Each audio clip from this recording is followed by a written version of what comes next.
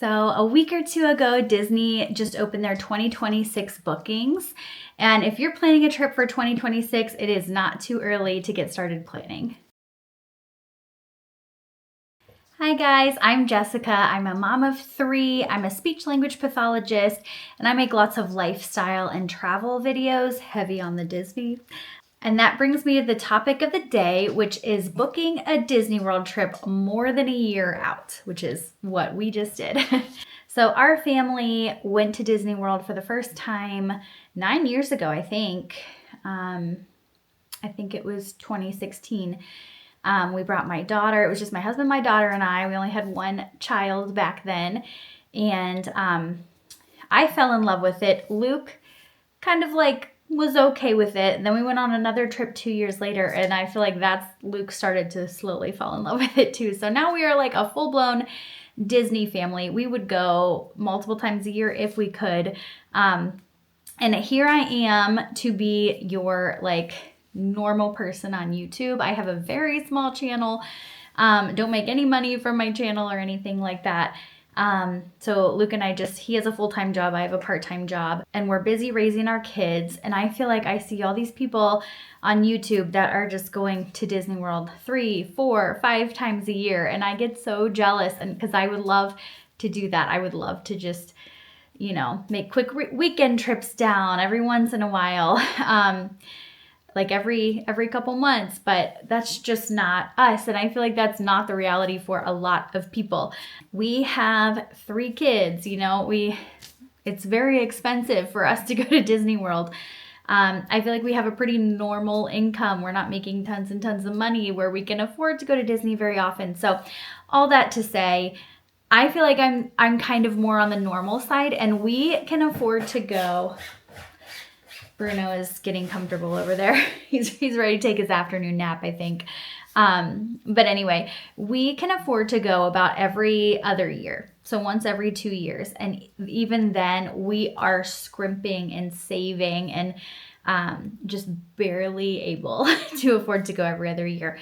Now, we are going for a pretty long trip this time. So it might be a little more on the expensive side, but I don't really think so, because we're staying at Pop Century, we're staying value. So I just feel like that's normal. Being able to afford every few years, every couple years, is more on the side of normal than the people that I get so jealous of that go multiple times a year, go to the Halloween party, the Christmas party, take a big long trip some other time too. That's not us. So if you're like us, then I'm here to make you feel normal.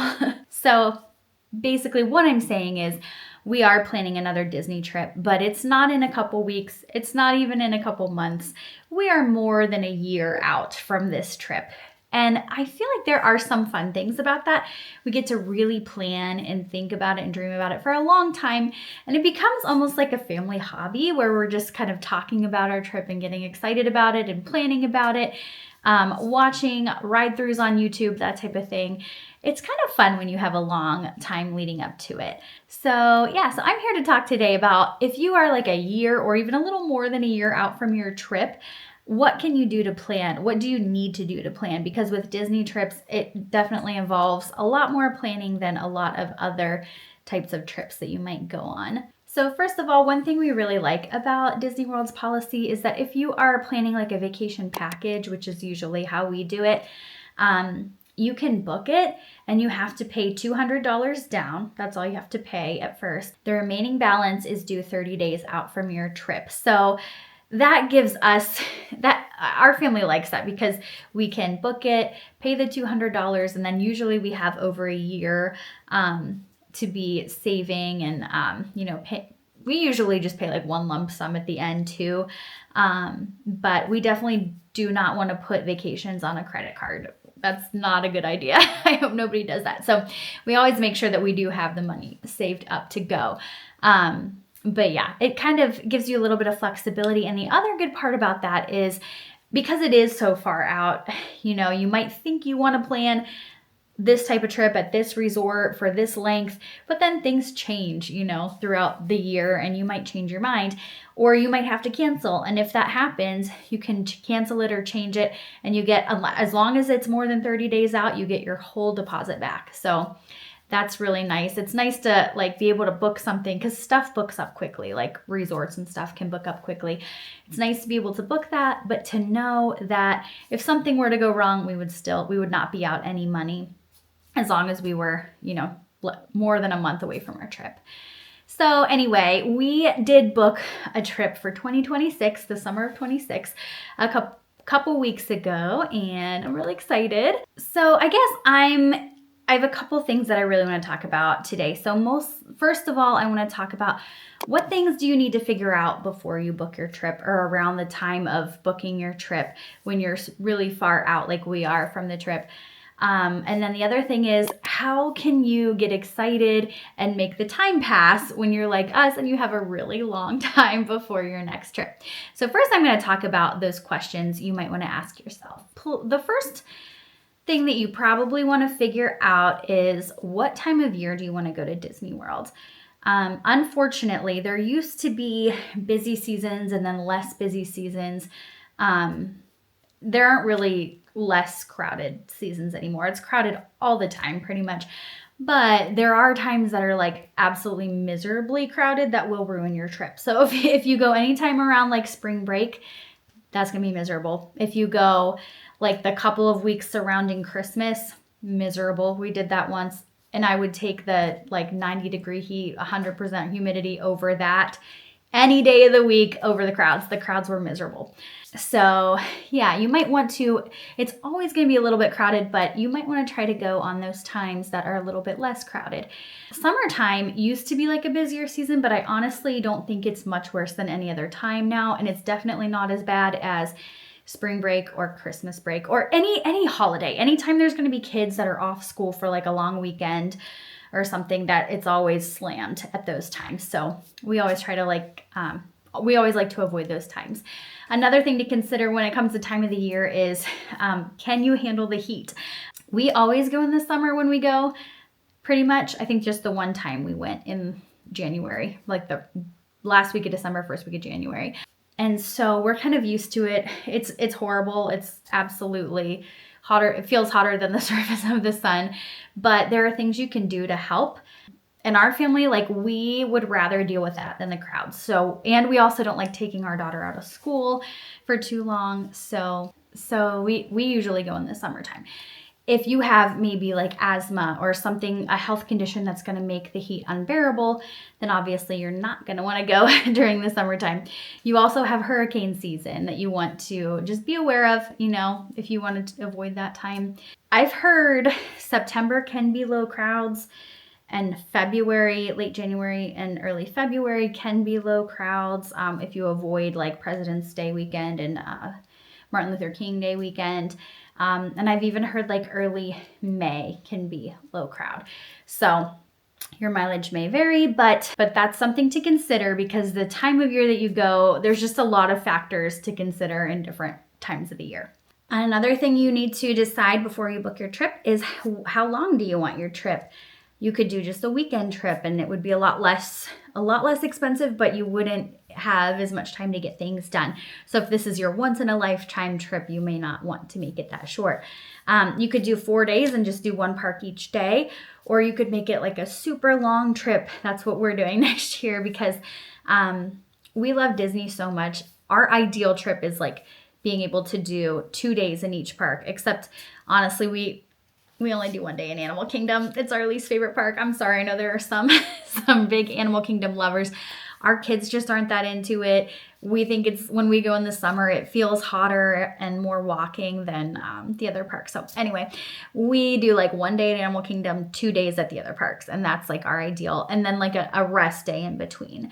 So that way you're not rushed to try to do everything, because even though we've gone many times, we seem to always rush to try to do way too much stuff. If you watched our vlogs from this past summer, we definitely were guilty of that. We had 1 day in each park and we just tried to pack them way too full. We didn't get enough sleep. We didn't get enough rest. Don't be like us. So that's why we're doing a longer trip next time. We want it to be more relaxed. We want to be able to like really be fully there and experience it and have time to look around and enjoy the surroundings. So yeah, you have to think about how long do you want to be there, and also how that's going to affect the cost too. Another thing to think about is, where do you want to stay? Disney has value resorts, which honestly are not that cheap compared to like a normal hotel, but compared to their other resorts are cheap. Some of their moderate resorts can be pretty affordable as well. Deluxe resorts are very expensive.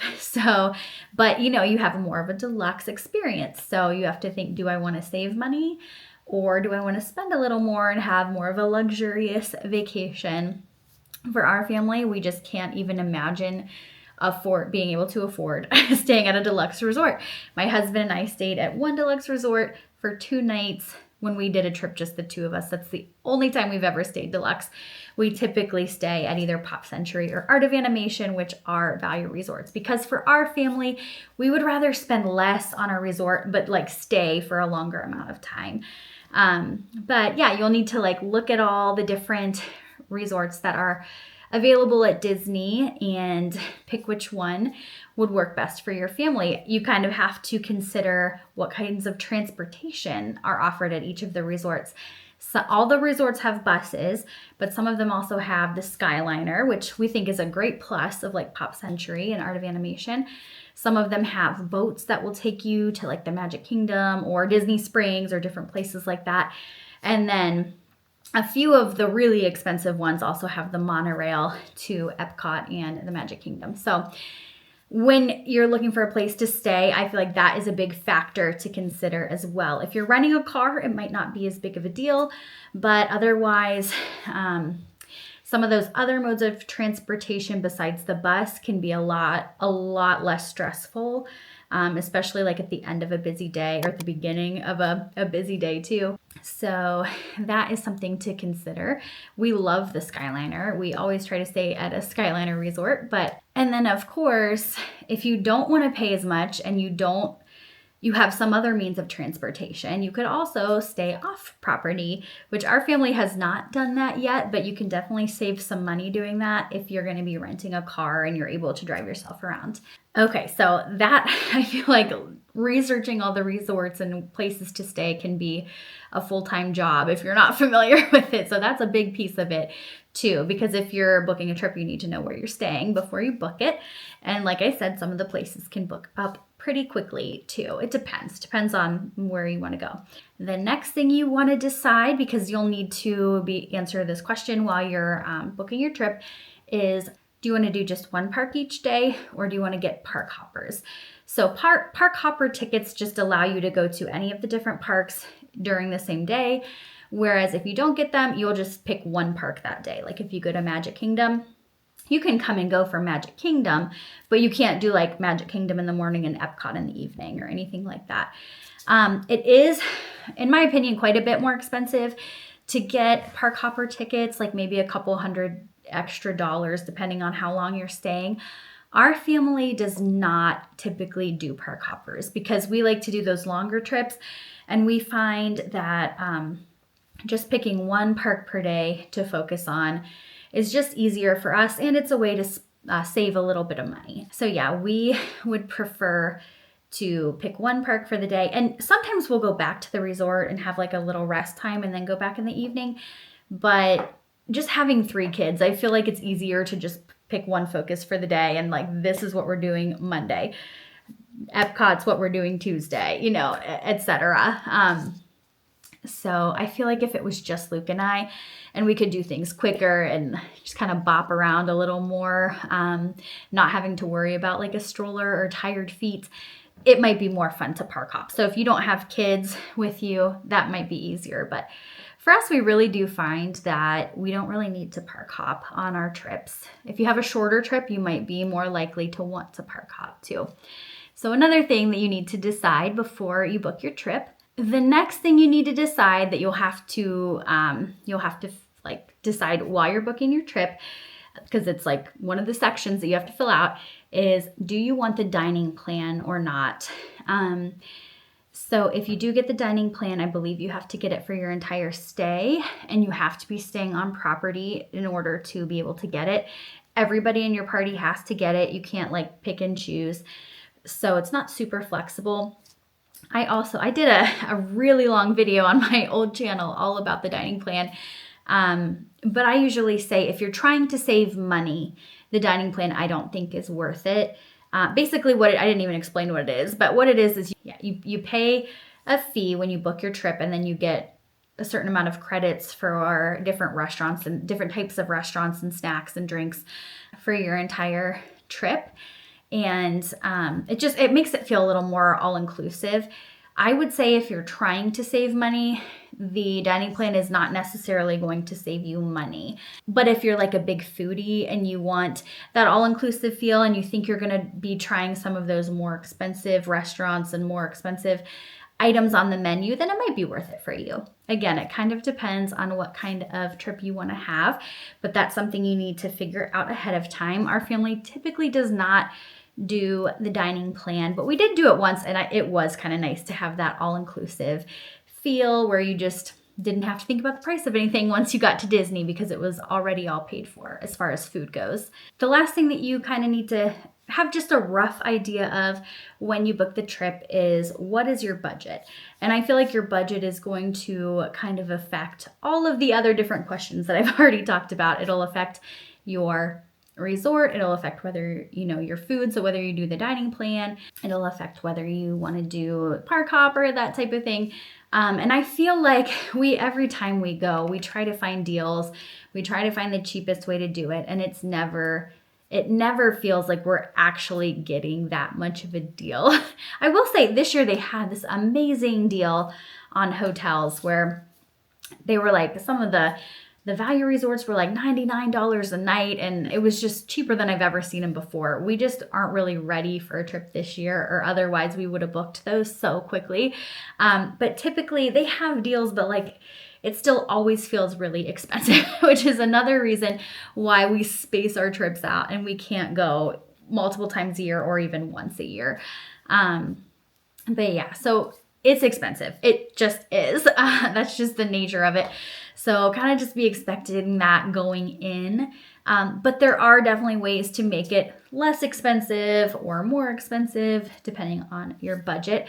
And I always say, don't forget to budget. When you're booking your trip, you're probably thinking about your resort, the cost of the tickets, maybe your flight, but don't forget to factor in the price of food and souvenirs, because we always end up spending tons of money on that too. So it's probably going to be a couple thousand more dollars than what you're thinking if you're not thinking about like the food and the souvenirs. And we don't buy very many souvenirs, but the food definitely adds up. It's very expensive. You can also bring food, like outside food in. So if you want to try to like pack lunches, do breakfasts in your room, that type of thing, you can do that too. So there's ways to save money, but just remember it's going to be definitely more expensive than just the resort, the tickets, and the flight. I don't know what happens when you get inside that Disney bubble, but it's like, oh, this is Disney money. Like, just scan my magic band. It's not real money. Like, that's what your brain tells you for some reason. And then you get home and you're like, oh my gosh, we got very carried away and swept up in the excitement of everything. So at least that happens to our family sometimes. So just something else to think about. You might want to budget a little more than what you think you need. Okay, so that's mainly the info that you need to know when you go to actually physically get on your computer and book your trip. It's so exciting when you book a trip and then you can start your countdown. It's like the best feeling for me in the world. Even if the countdown is extremely long, like ours is.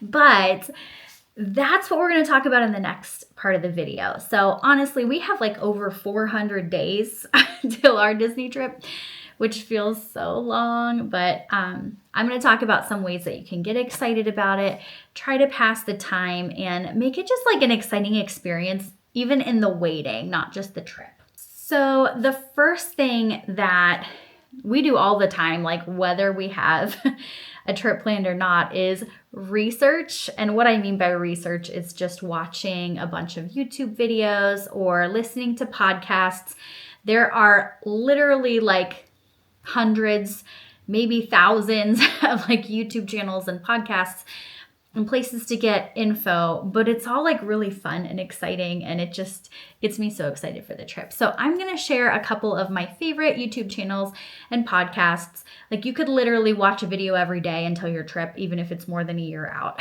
and they would all be on different subjects. Disney is just like the Disney iceberg. I don't even know how to explain it. There's just so much information that you can consume as little or as much information as you want. And our family tends to want to consume all the information, but because it's like our hobby, it's our thing that we love to do. But anyway, my favorite YouTube channels that have great info about Disney World. The number one channel would have to be Mammoth Club, and I've talked about them before. They release 3 videos a week, and Molly and Alan and Max that's MAM, that's where they got the name Mammoth Club. They are Molly, I feel like, is the main person, the like leader of the channel, but her husband, Alan, and her best friend Max also come along for the ride a lot too. And their personalities together are just so much fun. They're hilarious, but they bring such good Disney information. So they're fun to watch just for entertainment or to get really good info. She's done all these different experiments on like the different lightning lanes, multi-pass, single pass, Genie Plus, all the different iterations that they've had over the years. It's basically their fast passes. She's done a bunch of different like experiments to see kind of the best way to use those, and just all kinds of different things. They make all kinds of videos about Disney food and dining, and trust me, that's a whole other thing that we could talk about for hours. But I would say if you just want one channel to watch that's going to be really interesting and really informational, Mammoth Club is where you want to look. Let's see. Another one that, especially if you're a mom and you're going to be bringing little ones to Disney World, Ashley Wright at Pixie Dusted Mom is my number one mom Disney YouTuber. They go very often. They're not going as, she's one of the ones that I'm like super jealous of, but they're not going as often this year because they just bought a house, which is exciting for them. But she has 2 daughters. I believe they're 3 and 5 now, but she has videos going all the way back to when they were babies. And she has some just really specific videos, like about specific strollers, about setting up your room, about like what you need to pack if you have a baby or a toddler or a preschooler. Another rabbit hole that you could spend days or weeks going down and just consuming all the information. Love her and love her channel. And then a couple people that aren't specifically Disney YouTubers, but they go to Disney often. And I like to just watch them just kind of for the entertainment of it, kind of to get excited. And the first one is Brianna Woodbine. She makes a lot of lifestyle videos, but they go to Disney every few months too. And she's just so funny, and I love her personality, and her videos are just really entertaining too. So sometimes it's just fun to watch. It's fun to get you excited to see the things that you're going to see when you're there, and see like some of the different foods that they show. And they're really big into pin trading if you're into that. Our family hasn't gotten into that yet, but I'm trying to stay away from it because I know it would be expensive. But if you're into pin trading, she does a lot of that too. Another one that's actually like really good friends with Brianna is Magically Caitlin. They go once or twice a year too, but I love watching her Disney videos too. They just like get me in the feels. They get me all excited and happy, and make me feel like I'm there when I'm not. And then another one is Blair Lamb. She probably goes once or twice a year too, but I love her videos. She has a couple of kids too, so I always like to watch other parents when they go and the type of things that they bring, the type of things that they do with their kids there. So she's another good one. And then I just have 3 podcasts that I like to listen to. The first 2 basically are mostly just trip reports, which is people calling in and just going, kind of like summarizing their trip from start to finish. And I love living vicariously through these people. It's so much fun. Like I listen to it either on my drive to work or like when I'm washing dishes or whatever.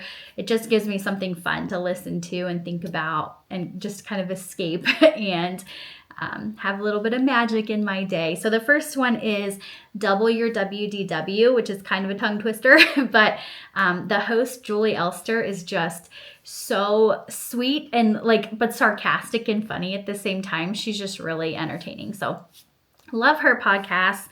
The next one is WDW Prep to Go by Shannon Albert. Another one with just lots of trip reports. Hers are very, very detailed. Like they'll go into like every single ride that they rode and every snack that they ate and that type of thing. She has a couple that are like 5 hours long, which is wild. But you better believe I've listened to them because they're just, it's just, like I said, same thing I just said. It's just a good escape and it gets me excited for my trip. The last one, these ones aren't trip reports, but it's the Disneyville podcast by Tyler and Jessica Braun. And they only post an episode like every other week, if sometimes not even that often, but it's worth the wait. Their episodes are just so good. They do a lot of lists, like the top 10 restaurants. I even think they did like the top restrooms one time, which was hilarious, that episode. I was laughing out loud at that one. But they just make me, it's just heartwarming the way they talk about it. They make me feel like I'm there again when I'm not. So I love that one too. That one has a lot of, it's not trip reports, it's just like a lot of good information, a lot of nostalgic talking about their favorite things about Disney World too. Another thing you can do to get your kids excited especially is to watch ride-throughs, unless you don't want to be spoiled.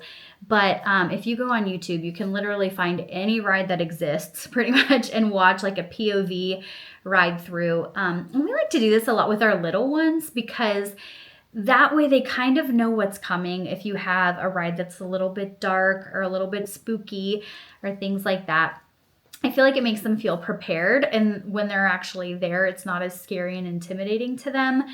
And plus, we just like to do it. Sometimes we'll all just sit down and watch a couple ride-throughs together. Are we weird? Oh, sorry, my dog is barking at nothing right now. So anyway, that might be weird, but not to us, not to Disney people. It's going to prepare you and especially your kids. Another thing is you need a countdown. We have just these like wooden blocks with numbers on them that you can turn, but we also, I'll show a clip of it, but Luke just got me for an early Mother's Day gift. If he's excited about something, he can't wait till the holiday because it's not quite Mother's Day yet. But it's like this screen and you can, it shows like live fireworks each night and it has a countdown on it. And you can like see, at least we've subscribed to the Magic Kingdom one, so we can see all the wait times at Magic Kingdom. It's just cute. I don't know. I like it. So that's been really fun too. So any type of countdown, we've done like a paper chain before.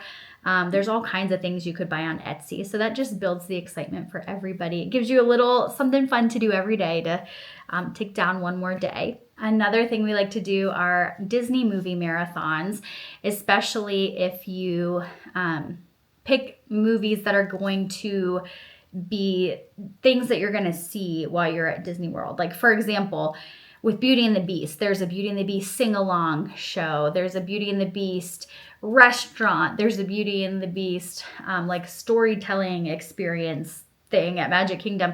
So if you watch that movie, that's going to make your kids, it's going to familiarize your kids with a lot of things at Disney World. There's a lot of Frozen stuff too.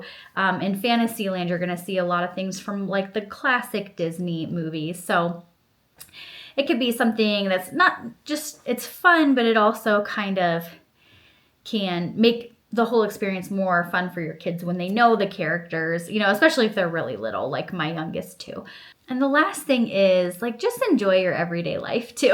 Sometimes I feel like life is just what happens in between Disney trips, which is like so ridiculous. I know, but if you're a Disney person, you totally know what I'm talking about. You know what the Disney blues are, and they are a thing.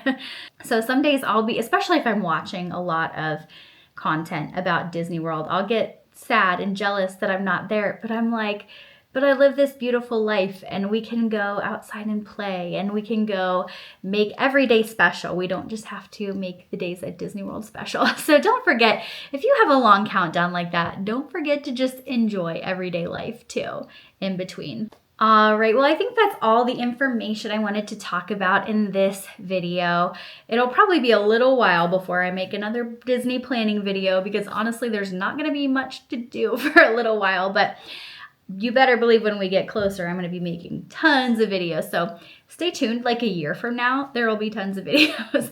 We are planning to travel other places in between. So if you like travel videos, there will be other things to watch. I think we are going on a trip this summer. It's yet to be determined exactly where we're going, but we're going somewhere. And we do lots of like little weekend trips and getaways too. So we will have travel videos in between now and then, but probably no Disney videos until about a year from now. We'll probably start the planning videos. I'm still kind of wishing I could fit a little weekend trip in before then. We'll see. Probably not, but we'll see. So thank you guys so much for watching. Let me know what your Disney countdown is if you are planning a Disney trip as well. Ask me any other planning questions you might have. Disney is kind of my hobby, so I have way too much useless Disney knowledge in my head. So yeah, make sure you subscribe if you want to see more Disney content or just some lifestyle content. I've got a lot of summer planning videos coming up soon, and I hear my baby crying, so I'm gonna have to go. So thank you guys so much for watching, and I will see you guys next time.